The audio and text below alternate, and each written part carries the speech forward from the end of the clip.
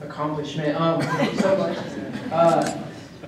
So I guess I'd like to start out by saying, I believe in me. Do you believe in me? That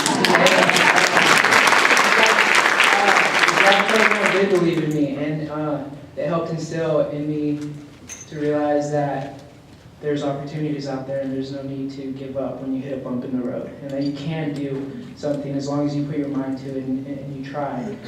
And so thank you so much for doing that and helping students like me and coming from diverse situations to help them believe in themselves and what they really can do. I know Mrs. Reynolds was a really big part of helping me stay on track to graduate my senior year because I tend to procrastinate a lot, and I got senioritis, I guess I would say, but yeah, anyway, I made it, I graduated.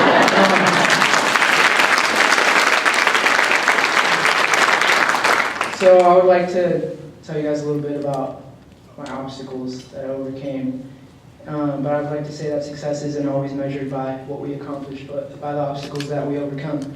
And so some of the obstacles that I had to endure and overcome over the years growing up, where I grew up in a household that wasn't so loving, and they weren't really big on sharing, or my family wasn't really big on sharing, or just being so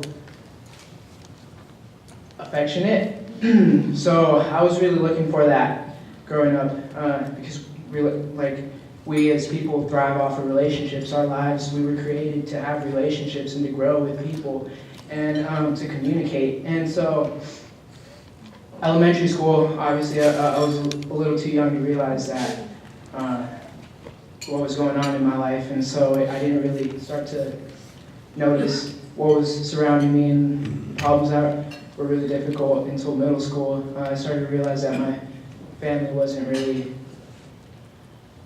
a family, and so that kind of led me to look for like a father figure, and my mother was always working.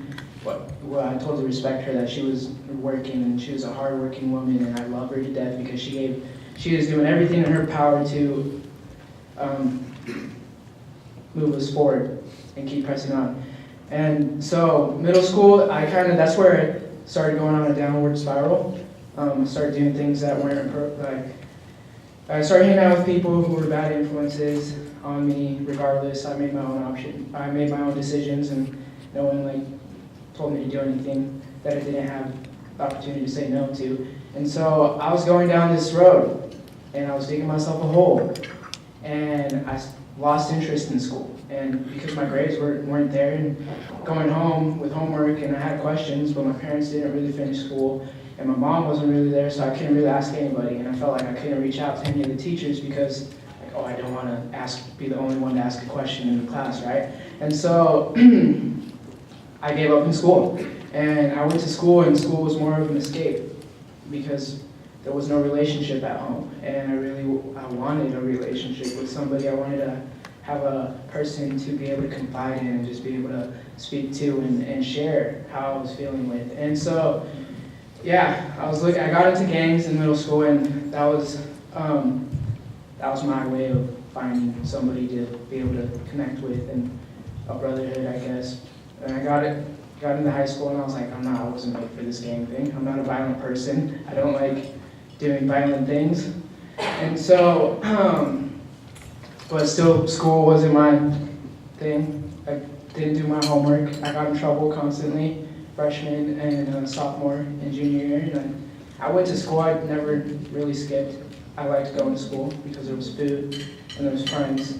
And so I was in and out of drug rehab centers, and I was constantly going to juvie and spending time in a room by myself for stuff that I did. And somewhere along the way, I felt like it was time to wake up and get my life together, because I wanted things to get better, but they weren't going to get better on their own. If I wasn't putting in the work to make them get better, then how were they going to get better?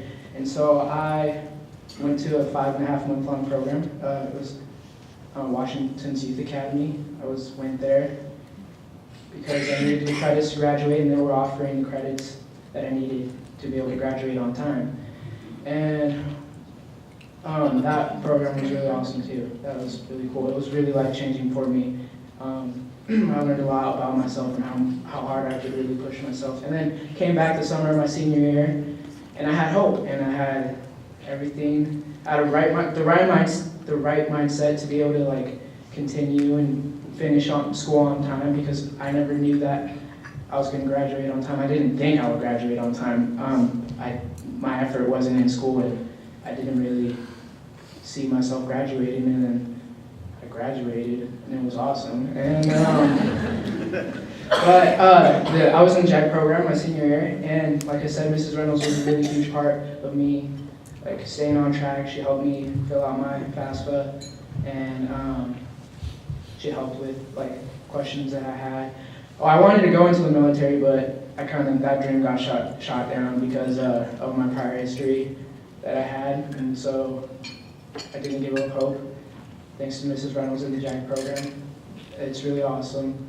Like through the program, I've met a lot of interesting people, a lot of cool mentors, and people who are just really big advocates of students like me progressing and actually being able to find success and being happy and believing in themselves. And I also learned that learning how to embrace every season of life is important.